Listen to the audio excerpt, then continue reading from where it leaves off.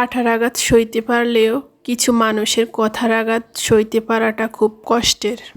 আসসালামু আলাইকুম, কেমন আছেন সবাই? আশা করি আল্লাহর রহমতে ভালো আছেন। আলহামদুলিল্লাহ, আমিও ভালো আছি। আল্লাহ পাক মুখ সৃষ্টি করছে তাই বলে কথা দিয়ে মানুষকে কষ্ট দিব?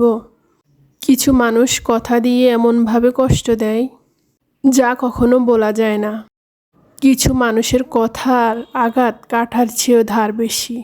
তারা বুঝতেই পারে না যে তার কথায় অন্যজনে কষ্ট পাইছে। তাই কথা বলার সময় আমরা একটু চিন্তা ভাবনা করে কথা বলবো, যে কথাটা বললে আমার এই কথা ও কী পরিমাণ কষ্ট পাবে, ওর কষ্টে চোখ দিয়ে পানি চলে আসবে, ওই পানি আমার জন্য কাল হয়ে দাঁড়াবে। মানুষ চিরদিন পৃথিবীতে বেঁচে থাকে না, কিন্তু কষ্ট দিয়ে কথা বলার মানুষটা চলে গেলেও তার কষ্টের কথাগুলা থেকে যায়। রান্না করতে করতে অনেক কথা বলে ফেললাম। যদি আমার কথায় কোনো ভুল হয়ে থাকে সবাই ক্ষমার দৃষ্টিতে দেখবেন। আজকে আমার রান্না গরুর মাংস। ঈদ যাওয়ার পর থেকে গরুর মাংস আর রান্না করি নাই। আজকে অনেক দিন পর রান্না করলাম। আমার ছেলেও জানি অনেক ভালো করে, অনেক সুন্দর করে রান্না করতে পারে। আমি যেভাবে পারি সেভাবেই রান্না করছি। ভালো লাগলে লাইক, কমেন্ট, শেয়ার করে যাবেন। আসসালামু আলাইকুম, আল্লাহ হাফেজ।